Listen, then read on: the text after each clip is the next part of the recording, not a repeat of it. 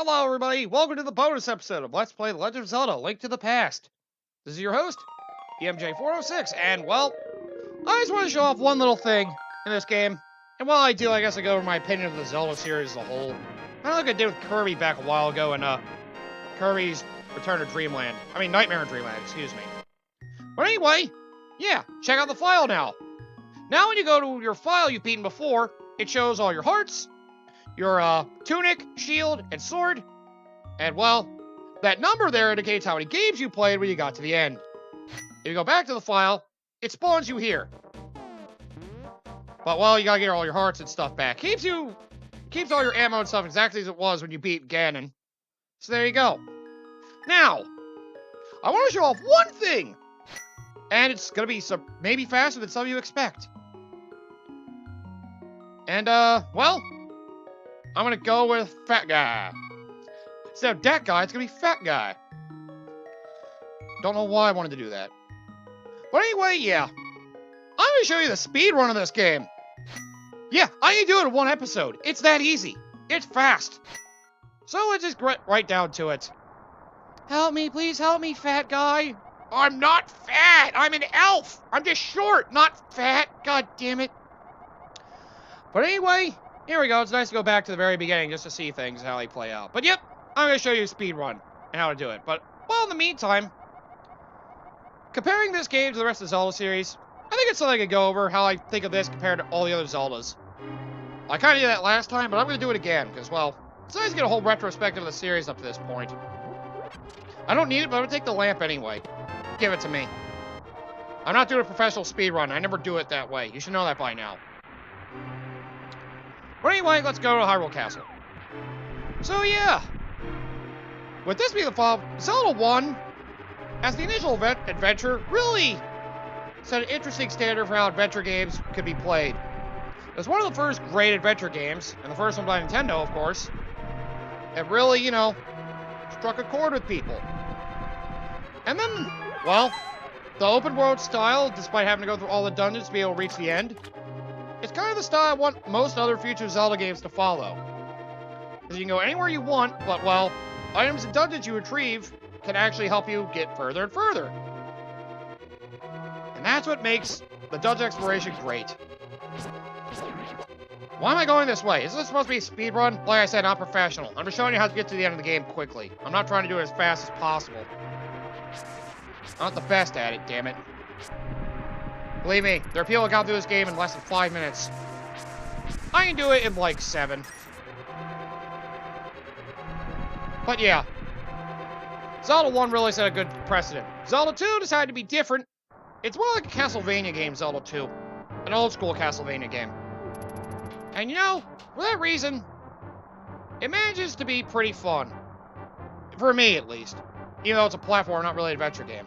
Alright, before we get started, so, you want how to do the speed run? Watch this. Woo! While you jump down from this ledge, save and quit. And then go back to your file that you were just in. It'll spawn you back here.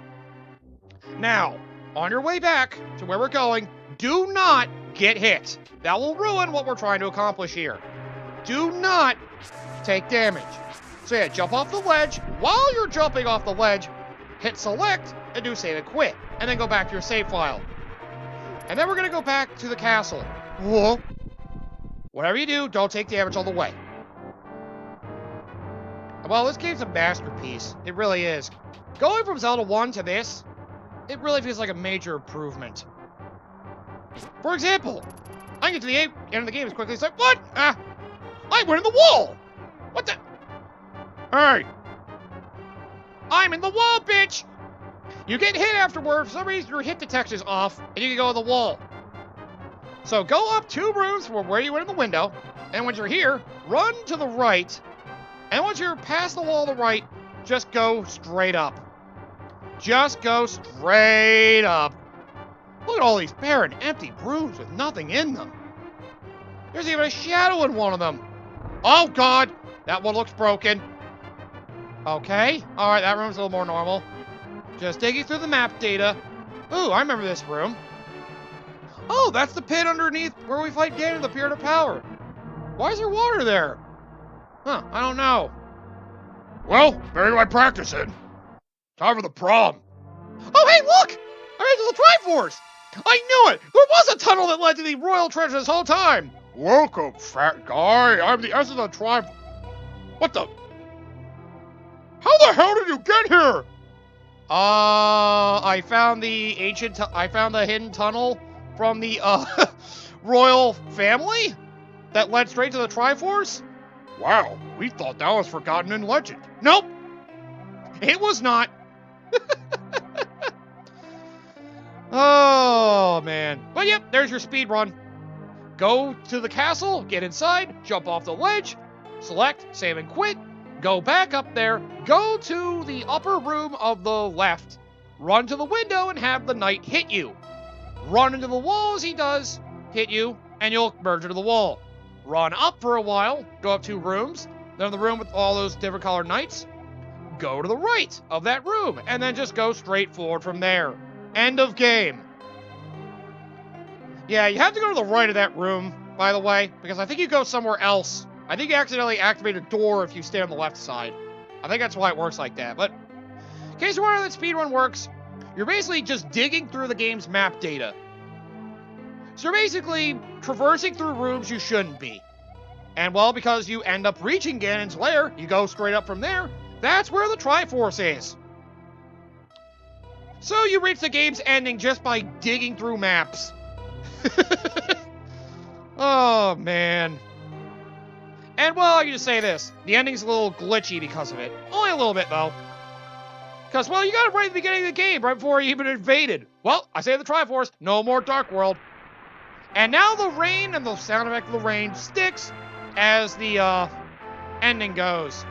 And also, some sprites are messed up. Some are bright as if they're daylight, some are still dark as if they were under the clouds. And you have weird, oh god, what the hell happened? Oh, transparent sprites, no! Oh god, it's a mess. It's a mess. And only her torso's bright, what the hell? That duck really loves flying in the rain. What a weirdo. And the weather vane's still there! But, yeah. So, other than a glitchy ending, you know, the speedrun works out pretty well. It's like the host to all the speedrun records you have. How quick was I to get through that? Like 4 minutes? 5 minutes? Just about? I think the quickest speedrun time is somewhere around 3. But yeah, you get to the end of the game that fast. It's amazing. Why play the game and have fun? Spoil the ending for yourself. Oh, we're recovered. Oh, sorry, I had a kidney stone. I'm good now. Alright, back to manscaping. I told you, we're landscaping. Oh, damn it. But yeah, that rain sound effect in the background really stings. It just doesn't feel good. Either way, well, ignoring the fact that it's glitched right at the end of the game, Legend of Zelda: Link to the Past, the 3rd game of the Zelda series. What's known as a testament of time for the entire series. It basically took the idea of the first game, gave it some linearity so a story can be built around it, but still let you explore at your own pace. Huh, they forgot to cut that tree down. Good. We realized this is a real tree. About damn time we figured that out. And the Flute Boy's playing in the rain. Not a very smart move, you ask me. But hey, at least you get to play.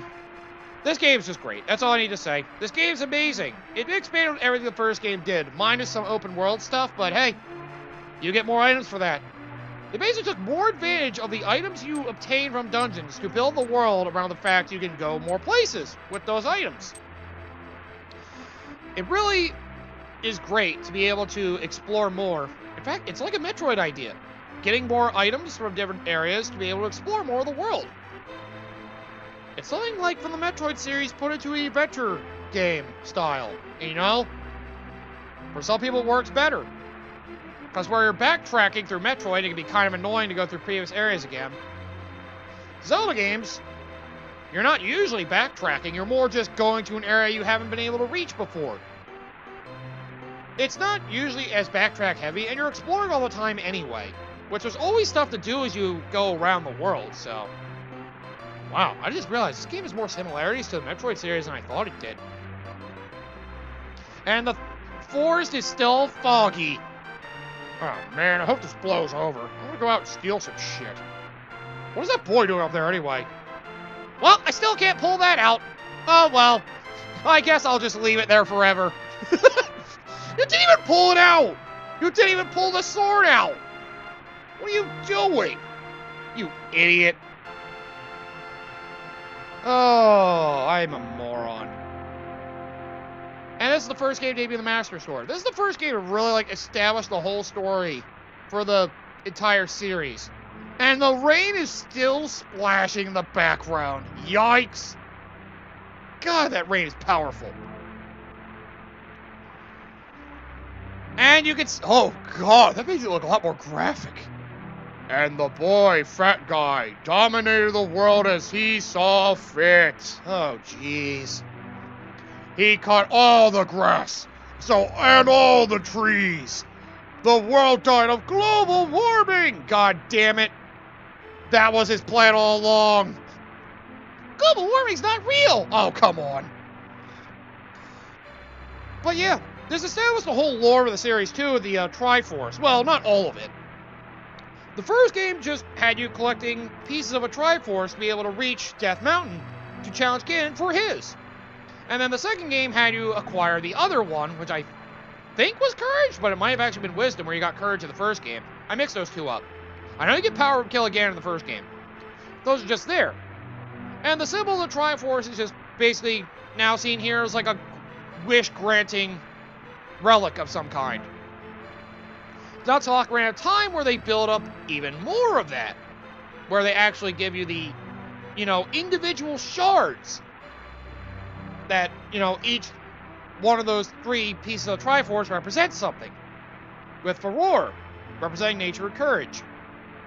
Din representing the power. Yeah.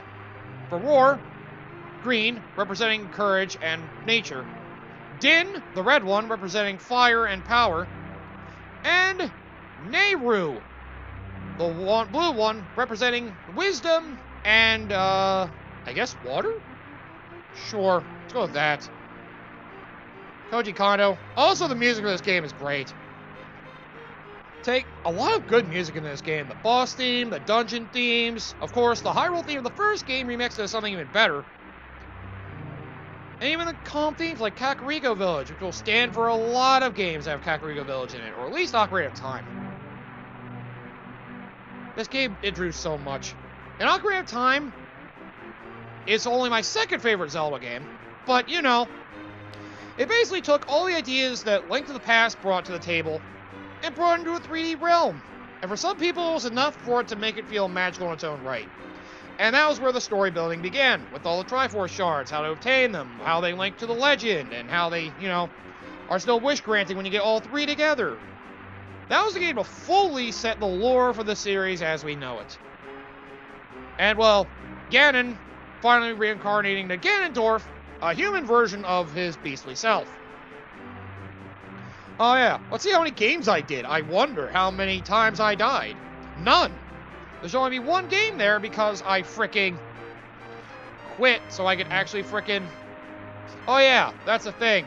They automatically save once you beat Ganondorf or get to the Triforce. They automatically save it. So that technically counts as an ended game.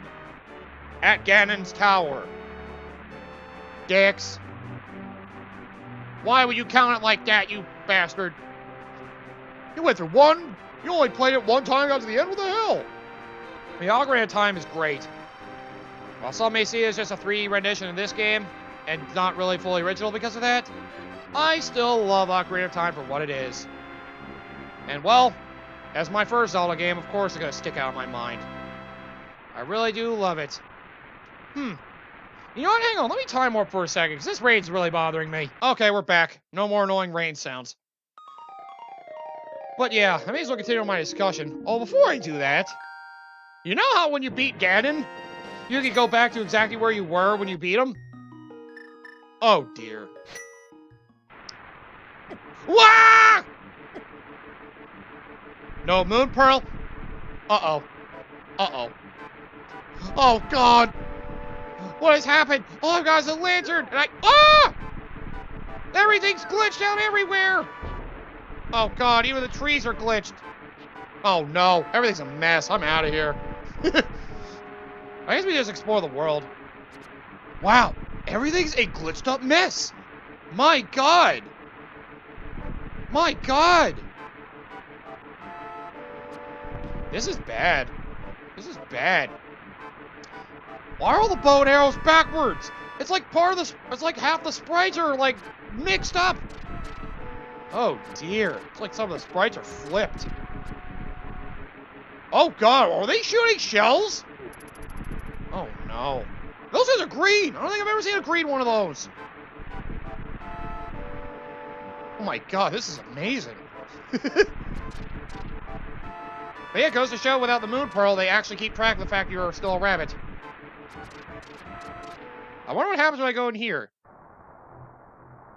Hello. I'm here, aren't you? Did you come looking for the power of gold? Well, you're too late.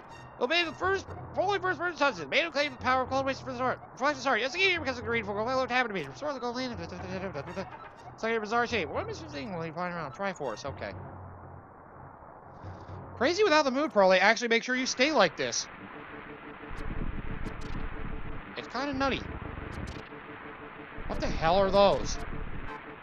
Don't worry about it. This place is weird. I don't like it. Why would I like it? It's terrifying. This is scary. This world's glitched out and everything. Eventually I'll die, and I'll get to see something different. But, yeah. I should probably talk about the rest of the Zelda series. Didn't I promise I was going to do that? Yeah, I probably should. Get away from me! Well, yeah. After Ocarina of Time came Wind Waker. Ah, the fricking controversial one that looked too kiddie and ruined what was a tech demo that looked like could have been an amazing Zelda game. Well, fortunately for those that were willing to get past the kiddish style of cell shading that, well, managed to stick with a lot of games these days that choose cell-shaded gameplay over realistic graphics. Cell-shaded graphics. What the hell am I talking about? Yo, this place is messed up. I'm out of here. But Wind Waker was great for those that were actually willing to play it. I have rupees. Hey, I see. I'm not usually talking to people who don't have rupees. Damn it. You're a dick. And Wind Waker was a masterpiece in my mind. My favorite Zelda game, surprisingly. It feels like the game has a lot of charm because, you know, the world they crafted around it. Like, there's so much charm to Wind Waker. That's why I really love it. Look at my cute little tail. And while once you get to explore the ocean, the world feels so vast, and you really, well, at a certain point, you can go wherever you want. But again, you have to go to certain destinations to move the story forward, but it doesn't stop you from doing whatever the heck you want in the world that you see. So, yeah, Wind Waker also has a lot going for it for that reason. Is it me, or can I not actually go forward right now? Yeah, I don't think I can go forward. I think they blocked something off. Oh, those are supposed to be the freaking statues. Why are they here? And, yeah. Oh, God. I'm dead. I just love Wind Waker so much. I can't say it enough. God, these guys are assholes. And, yeah, just exploring the world, and the story itself was really good. They brought back Ganon in a meaningful way, just talking about the curse. Yow! Oh, God, I still have bloody hands. Good lord. Do not save and continue. Oh, look at that! They sent you back here! And your uncle's not there either. Oh, dear. So this is what it's like now, huh? Now things look more normal. So yeah, if you die, you come back here anyway. Neat. I should probably finish my Zelda retrospective. I've been taking too long. But yeah, I love Wind Waker. It's great. It also is probably the best Ganondorf fight in the entire series. / Ganon fight. Why don't I push this statue without Zelda? That would be interesting. But, oh boy. Oh, you need Zelda to help you push it, I see. Okay. After Wind Waker, what was there? Oh, yeah, there's all of the handheld ones. Again, I don't think too much of the handheld ones usually. I may as well knock them all out real quick in my head. Link's Awakening, poor man's Link to the Past. It's fine, but not really a standout title in my personal opinion. You can disagree with me if you want, I'm an asshole. But I don't think much of Link's Awakening. The Oracle games are better, but it just controls awkwardly on a Game Boy with very few buttons. And well, I don't know. Trying to do a game like Link to the Past on such limited hardware of the Game Boy, it just doesn't translate well in my mind. And that's just how I personally feel about it. I know there's Link's Awakening on Switch, but, you know, doesn't solve the problems I had with it. Well, it solves some of them, but not a lot of them. Still don't feel like a very great Zelda game in my eyes. Sorry my opinion makes you hate it. I'm sorry. Oracle games are a little better. And while having two different versions of the same game, and the fact that you can actually link them together to, like, make a full, complete journey with, like, an actual, like, satisfying ending if you link both the games together, while it's a little annoying, at the same time, it's a very unique idea that actually takes advantage of both the versions. Unlike the Pokemon games, just, oh, you get to fill up your Pokedex. Or, you know, what do they have? Mega Man Battle Network? Didn't that have multiple versions as well? I don't know the differences in those ones. I'm gonna assume different enemies or something, or different battles. Or maybe a different story scenario, I don't know. Some games like have multiple versions, different scenarios, but either way, it was one of the few Game Boy games to take advantage of, like, having two different versions of the games. You get a fuller experience with both. That's one thing I can definitely put above Link's Awakening for immediately. I really like the Oracle games in some aspect. Minish Cap was better than those, in my personal opinion, but it wasn't fantastic. The shrinking idea was pretty cool, although it was one of those things that just felt like a gimmick. Still, another game with good personality. And then there's, oh, the DS ones. I don't want to talk about those yet, because I might do one of those games. Surprise, surprise, I like them. Lay off. Well, one of them I like. The other one, no. Guess which one I don't like. You'll never guess right. Trick question. I love them both. God damn you, asshole. Why is this enemy the big key anyway? It doesn't matter. Yeah, thanks for coming to me. Don't call me fat. I told you I'm short, not fat. Shut up. Just come with me, bitch. We gotta get going. Yeah, we'll talk about the DS ones, but touchscreen can be a little awkward, but I love the puzzles implemented in them. I'll just say that for now. And the story's a little forgettable, but then again, they're kind of like supposed to be direct sequels to Wind Waker, in a way. More noticeable with the first one compared to the second one. And, what else? Oh yeah, and A Link Between Worlds. Basically, this game. It's probably the best of the handheld Zelda titles, just because it's like this game, but if you played this one and then play that one, you won't feel as fulfilled, possibly. Or maybe you'll love it, because it's just like the best one already! Jeez. You're the reason why the formula got stale for a really long time. Although I did like the way they handled the dungeons, where you could literally go whatever order you want, but you did have to beat them all in order to get to the end of the game. That's what I feel like later Zelda games should follow, and not Breath of the Wild, where you can just do whatever you want without any sense of direction. There has to be some sense of direction, or it's not really much of a game. It's more like a freaking walking simulator. No, that's Death Stranding. Shut up. Oh boy, I'm gonna die again in the first dungeon. How much do I suck that I die the first dungeon? Shut up, I know where it is. I know where to go, damn it. What else is there? Doesn't look like the game changes after the glitch, by the way. It looks like once you hit the continue and go back here, you just start right back up where you were, as if you never did that glitch at all. I don't know if it has any repercussions. As long as you go through the game normally, I guess the repercussions are fixed. But yeah, I really do love the Zelda series.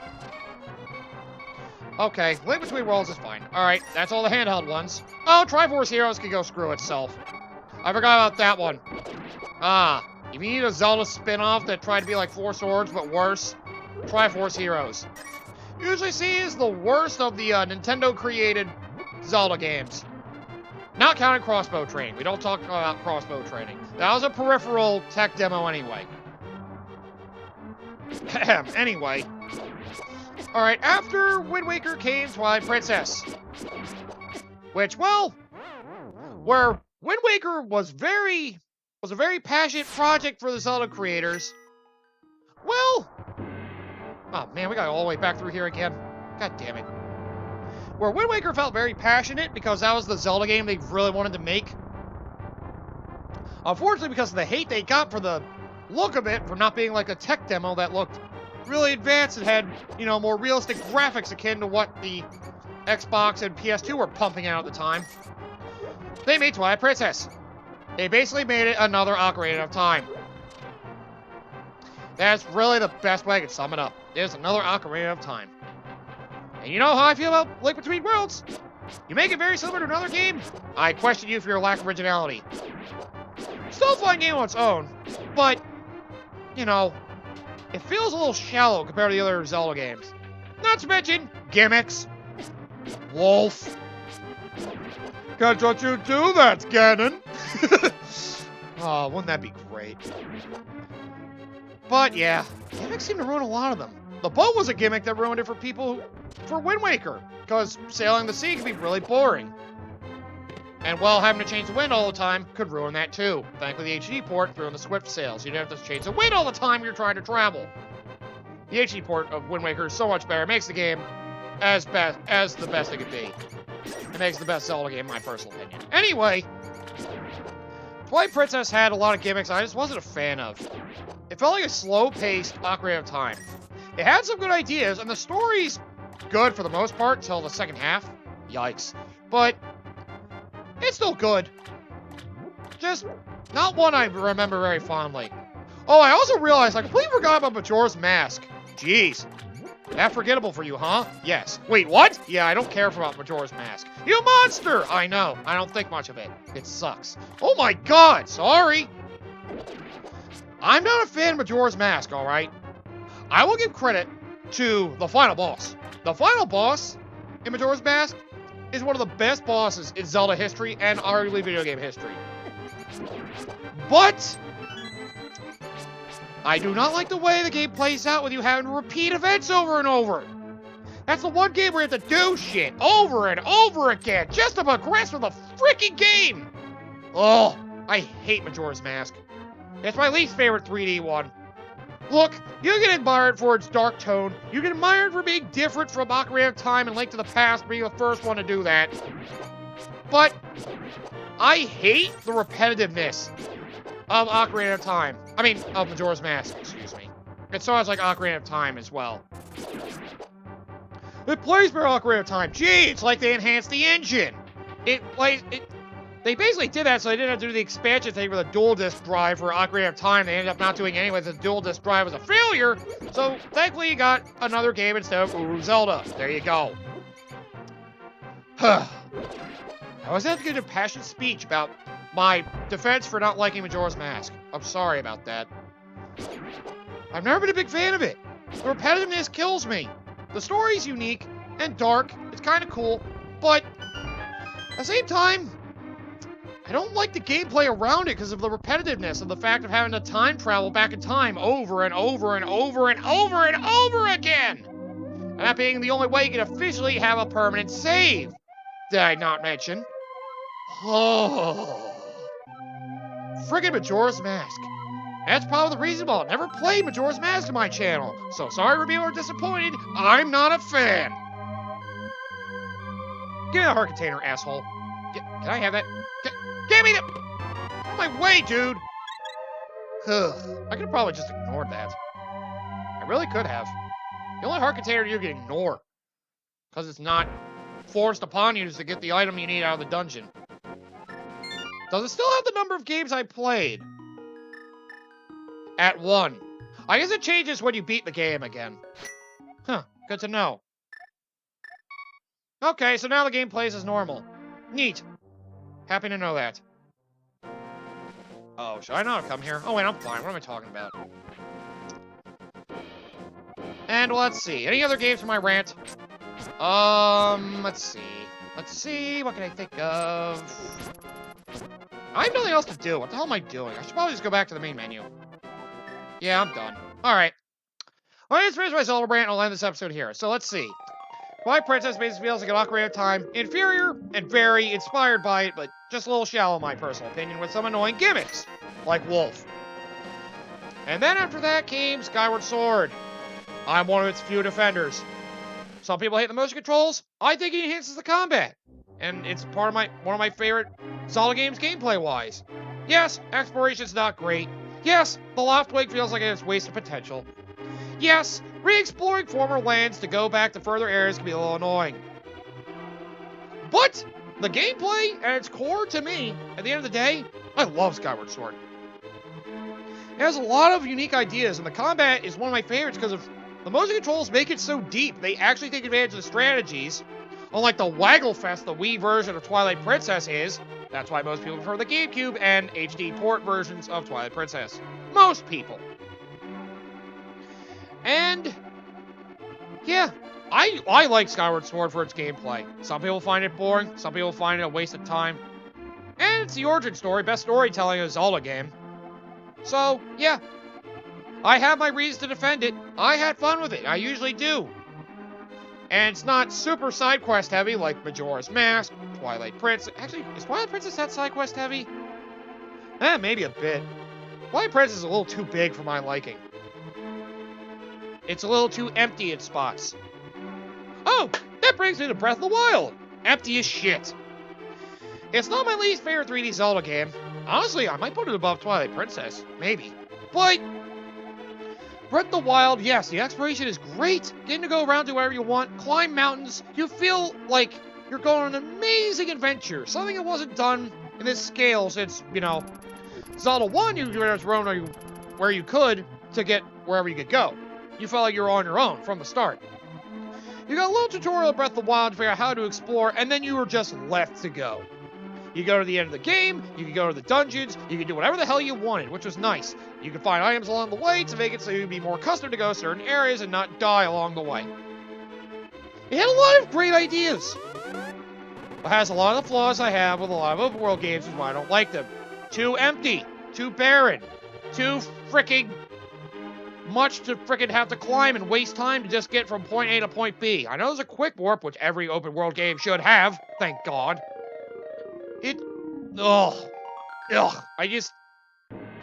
I can't imagine replaying the game again. People say they like to replay Breath of the Wild. It's like, if you haven't played this game for a long time, you go back to Breath of the Wild, re-explore, it's like, you don't remember this being here or there. I don't play the games to look in the sights. Besides, the graphics are alright. I mean, yeah, it's a blend of cel-shaded and, trying to be realistic-ish looking. It's like advanced of what Skyward Sword's graphics are supposed to look like. And, well, I don't play the games to take in the sights. I play for the gameplay. The dungeons stink. The freaking story is almost non-existent. The gameplay is fine. It feels like an enhancement on Twilight Princess. I still find Skyward Sword to be better. Come at me, haters. And, well, yeah, I just don't find fun exploring it. I don't think I could play Breath of the Wild again. I don't know. I'll leave my thoughts there, though. I'm not going to go further yet. I don't want to talk about the sequel yet. It's been too short for me, so I can't really say anything about it yet. I don't know what to think of it. I'll have to wait and see what impression it leaves on me. But, well, I can leave it at that. So yes, this is the best game in the Zelda series right here for a lot of fans. Some will say Ocarina of Time. Actually, most people can say others. A lot of people say Ocarina of Time for the first 3D one and feeling, very fresh. Some people love the cute charm of Wind Waker, which I am one of them, and the exploration feel from riding a boat. It has a different feel from most others. A lot of people like Twilight Princess for the dark tone and feel like Ocarina of Time. Some people like Majora's Mask for being different. Some people, nobody will say about Skyward Sword, though. Some people like Breath of the Wild for how open it is. Some people like Zelda 1. Some people like Link's Awakening for the interesting dream journey that it is. Uh-oh, I shouldn't spoil that. But, yeah. There's a lot of games in the series you can take your pick as a favorite. But, if this game does not sit in your top 5 or top 3 Zelda games, I'll say top 3, just be a bigger dick, you're insane. I mean, if you're a bigger fan of the 3D Zeldas, I can see that. I used to be like that. But, you know, this game left a massive impression on the franchise, and not recognizing that is blasphemy. So, yeah. As much as I can talk about all the other Zelda games and how good or how weak they are, one fact remains true. Almost no Zelda fan hates this game. As far as I know. For all I know, there's a hater deep in there that really hates this game. For some reason. Why'd my uncle have to die to give me the sword? I wanted to know if Zelda was my sister or not. Who cares? Who cares? It's a one-time moment. I can't really think of a lot of criticisms people would have for this game, really. I mean, it's an adventure game, and it's got some challenge to it, so, you know. It'd be a little challenging, but that's part of its charm. It kind of eases you into it as well.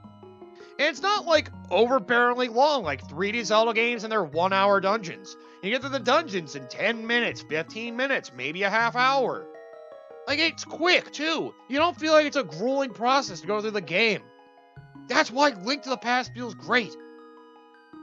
I find Link's Awakening to have grueling dungeons. More so than this game. Another reason to chalk to my list of hating Link's Awakening. Have the haters attack more. But, well, yeah. Play a Zelda game if you haven't. It's a classic. If you haven't played a Zelda game, play this. If you played Zelda before, play this. If you played this before, play it again. This game is an undisputable champion of the Zelda series. Please play this freaking game if you haven't, because it is a classic. Oh, it was probably the third top-down Zelda I played, and it was definitely my favorite. I struggled the first time through it, but once I played it a second time, I appreciated it a lot more. Oh, this game's great. And I'll leave my thoughts there. Sorry for rambling for so long, but I wanted to give my whole opinion of the Zelda series. So there you go.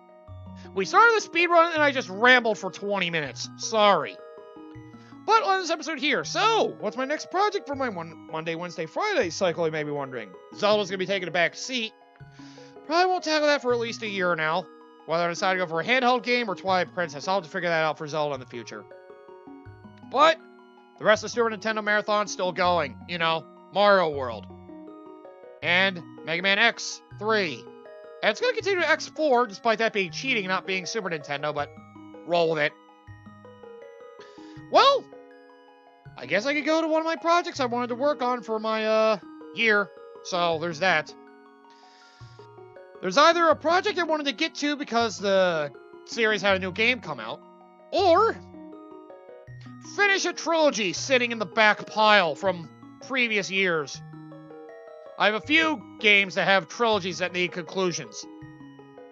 So, I can work on one of those, I guess. I think I know which one, because it's usually been Monday, Wednesday, Friday for that anyway. But I'll figure it out. Either way, thank you all for watching. The Zelda game's great. I can't say it enough. I really can't. But don't worry. Maybe I'll return to this game with my friends someday. Maybe I'll have one of them play through it and we can explore the fun of it together.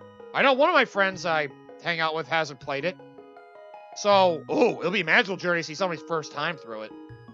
Your first time through this game really is magical. Especially if you don't use a guide. Trying to explore on your own is just fun.